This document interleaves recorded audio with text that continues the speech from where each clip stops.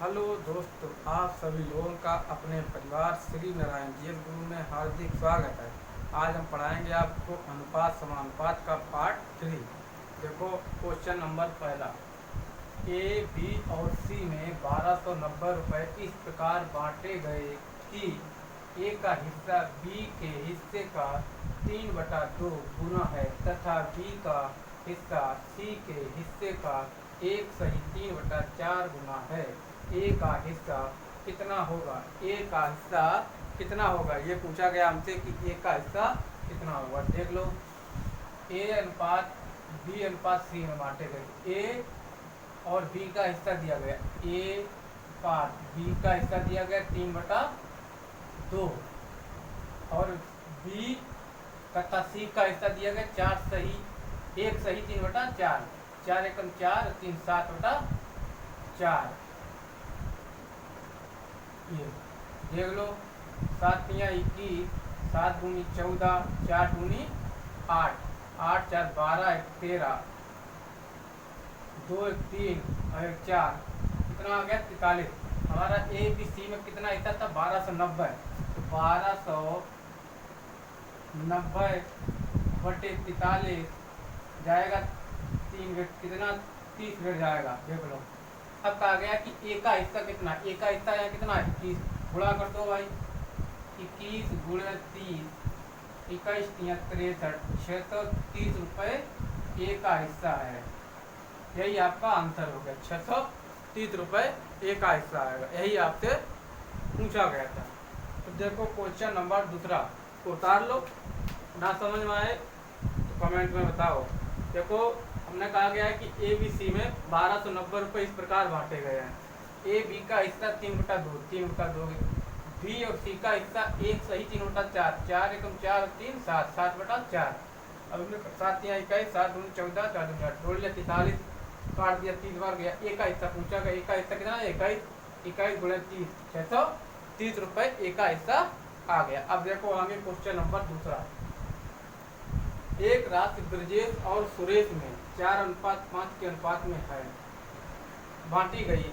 अनुपात में बांटी जानी थी, परंतु 5:6 के अनुपात में बांटी गई। यदि ब्रजेश को 6 रुपये का लाभ हुआ तो वह राशि क्या थी ये पूछा गया। तो देख लो भाई, ब्रजेश और सुरेश। तो ब्रजेश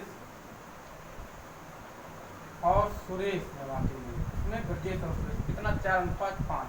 तो देख लो, 4/5 9 5 4 9 4/9 और इधर हो जाएगा 4x/9। इधर कर लो 5x/9। इसके बाद कहा गया बांटे, परंतु 5:6 के अनुपात में बांट दी। किसमें बांट देगी? 5:6 के अनुपात में बांट दी गई। किसके किसके बीच? ब्रजेश और सुरेश के बीच। तो देख लो 6 5 यहाँ पे देख लो 5x 6 5 कितने होते हैं? 11/11 है। इधर बराबर हो जाएगा 6/6x/11। अब हमें पूछा गया है कि ब्रजेश को 6 रुपये का लाभ हुआ। किसे हुआ लाभ? ब्रजेश को लाभ हुआ। तो निकाल लो भाई ब्रजेश का, ये ब्रजेश का। तो इसको और इसको डालो, क्या दिया गया है? 5x इसको उठा लोगे जब, तो ये आपका आ जाएगा 5x/11 माइनस 4x/11 नहीं 9, इधर है 9, ये 9 आ जाएगा। लाभ कितना हुआ? बराबर 6 रुपये का लाभ हुआ। देख लो भाई, 9 पना 45x माइनस 44x बराबर 99 गुणे 6। तो 1x बराबर गुणा कर लो 99 में गुणे 6 कर लोगे तो आपका कितना आंसर आ जाएगा? 6 9 54 4 5 5 6 9 54 और 5 कितने हो जाते हैं? 59 594। यही आपका आंसर हो गया। कितना हो गया? 594। ऑप्शन नंबर ए आपका सही हो जाएगा। कौन हो जाएगा? ऑप्शन नंबर ए आपका सही हो जाएगा। ऑप्शन नंबर ए आपका सही है। देखो दोबारा समझा देते हैं। क्या कहा गया है कि ब्रजेश और सुरेश के बीच 4:5 के अनुपात में है। ब्रजेश और सुरेश तो 4:5 क्या है, तो हमने 4/1/9 कर दिया, 5 4 9 और 5/1/9। इधर कहा गया 5:6 तो 5x/6 5 11 और 6x/11 तो निकाल लो। ब्रजेश का पूछा गया, ब्रजेश को लाभ कितना हुआ तो ब्रजेश को निकाल लिया हमने। इधर ब्रजेश 4 और इधर 5 तो 5x/11 माइनस 4x जो था 4x/9 तो उसको मल्टीप्लाई कर 9 × 45 x माइनस 4 11 तो 44 तो 1x बराबर इधर 99 और कितने लाभ हो रहा 6 99 × 6 तो 1x बराबर 99 × 6 594। ऑप्शन नंबर ए सही 594 आपका सही है। देखो क्वेश्चन नंबर 3 क्वेश्चन नंबर 3 कहा गया कि ए और बी के धन का अनुपात 4:5 तथा बी और सी के धन का अनुपात 2:3 है। अगर ए के पास 800 रुपये हैं तो सी के पास कितना रुपया है? तो देख लो भाई, ए और बी के अनुपात कितना दिया गया, ए अनुपात बी का अनुपात हमें दिया गया है कितना, बी 4:5। इसके बाद सवाल में कहा गया है बी और सी के धन का अनुपात 2:3 है। बी और सी के अनुपात 2:3 है। देख लो 4 दूनी 8 5 दूनी 10 5 3 15। अब कहा गया है कि ए के पास 800 रुपये है। ए के पास कितना है 800 रुपये है। ए के पास कितना दिया गया 800 तो 8 बराबर 800 के है तो 1 बराबर 100 के।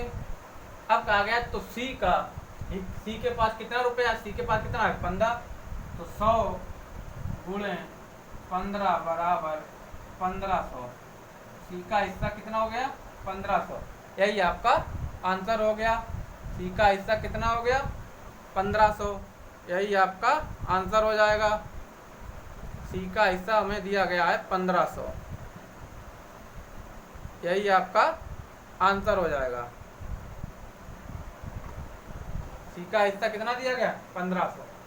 भाई ये पूछा गया अगर ए के पास 800 रुपये है, ये 8 बराबर 800 के 1 बराबर 100 के तो सी का हिस्सा क्या है 15 100 × 1500 100 × 15 बराबर 1500। यही आपका आंसर हो गया 1500। देखो दोस्तों क्वेश्चन नंबर 4 क्वेश्चन नंबर 4 क्या कह रहा है कि ए और बी की आय 3:2 है तथा उनके व्यय का अनुपात 5:3 है। यदि दोनों 200 रुपये की बचत करते हैं तो ए की आय कितनी है? ये पूछा गया ए की आय कितनी है। ए और बी की आय का अनुपात 3:2 दिया गया। ए अनुपात बी कितना दिया गया 3:2। अब कहा गया है कि उनके आय तथा उनका व्यय, ए बी की आय अनुपात उनका व्यय कितना है 5:3। देख लो 1 से 1। क्या कहा गया है कि दोनों 200 रुपये की बचत करते हैं। दोनों 200 रुपये की बचत करते हैं। नहीं, क्या कहा गया दोनों 200 रुपये की बचत करते हैं। तो इसको बराबर कर लो, इसमें 2 का गुणा कर लो और इसमें 1 का कर लो।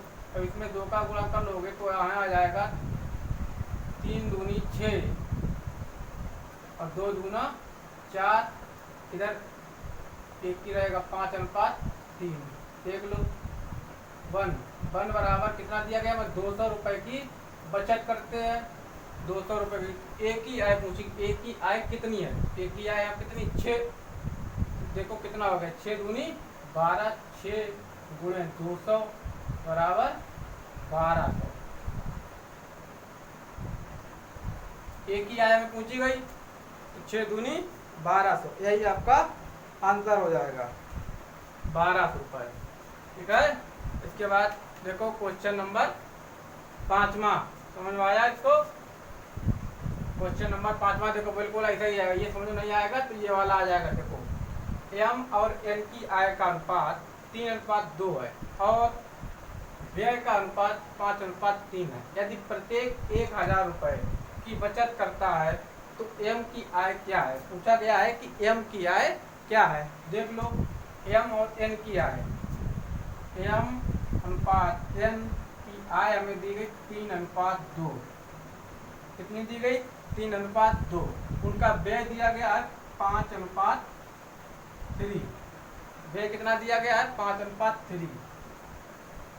देख लो इसमें भी वही का अंतर देख लो, इसमें 2 का गुणा कर लो, इसमें 1 का कर लो।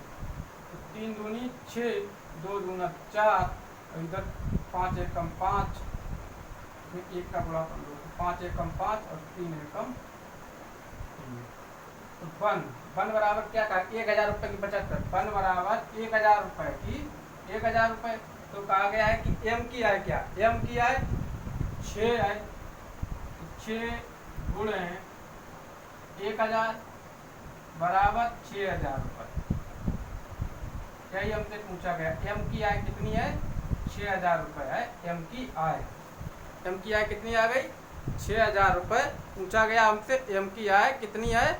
6000 रुपये एम की आय आ गई। एम की आय पूछिए कि कितनी है? 6000 रुपये एम की आय आ गई। उसके बाद क्वेश्चन नंबर अगला देखो क्वेश्चन नंबर 6। एक कॉलेज में लड़के तथा लड़कियों का अनुपात 8:5 है। 8:5 है। यदि लड़कियों की संख्या 160 हो तो कॉलेज में कुल कितने विद्यार्थी थे? क्या कहा गया है कि बॉय और गर्ल का अनुपात कितना दिया गया? 8:5 दिया गया है। अब कहा गया है कि यदि लड़कियों की संख्या 160 हो, लड़कियों की संख्या 160 हो तो 5 बराबर 160 के वन बराबर कितना आ जाएगा? 5 3 15, 5 दूनी 10। तो कॉलेज में कुल कितने विद्यार्थी थे? तो कॉलेज में कुल कितने विद्यार्थी, मतलब कुल संख्या पूछी गई है। तो वन बराबर 32 के टोटल कितने? 8 + 5 13। तो देखो 32 गुणे 13 काट तो 13 दूनी 26, गुणा कर तो 13 दूनी 26 की 6 हासिल 3, 13 3 39 और 3 कितने होते हैं? 39 40 42 कितने होते हैं? 39। क्या कहा गया? 13 दूनी 26 की 6 हासिल लगा 2, 13 3 39 40 41 416। यही हमसे पूछा गया है कि विद्यार्थियों की कुल टोटल संख्या कितनी है? टोटल संख्या है 416। भाई देखो 8:5 दिया गया है। लड़कियों की संख्या 5 बराबर 160 के है, तो 1 बराबर 32 के है। तो कहा गया कि टोटल कितने? 8 5 13। तो 32 गुणा 13 कर लो, 13 दूनी 26, 13 3 39 2 41 416। यही आपका आंसर हो गया। देखो क्वेश्चन नंबर 7। एक व्यक्ति 6 मीटर लंबे खंबे की 8 मीटर लंबी छाया पर खड़ा है। यदि व्यक्ति की छाया की लंबाई 2.4 मीटर हो तो उस व्यक्ति की ऊंचाई क्या होगी? इसको बहुत सरल अनुपात निकाल लो। क्या कहा गया? 6 मीटर। देखो 6 अनुपात कितना? 8। तो कहा गया छाया पर खड़ा, यदि व्यक्ति की छाया 2.4 मीटर हो तो उस व्यक्ति की ऊंचाई, देखो समानुपात x अनुपात कितना है? 2.4। देख लो 5 5 गुणा कर दो, इसका 2 गुणा कर दो तो काट दो। 8 3 24.3 आ जाएगा, 6 3 18 तो 1.8 मीटर। यही हमसे पूछा गया है। तो आ गया भाई, कितना आ गया? 1.8 मीटर। यही पूछा गया है कि ऊंचाई कितनी होगी? 1.8 मीटर। 1.8 मीटर हो जाएगी। कुछ है सवाल में? कुछ नहीं सवाल में है। देखो दोबारा समझा देते हैं।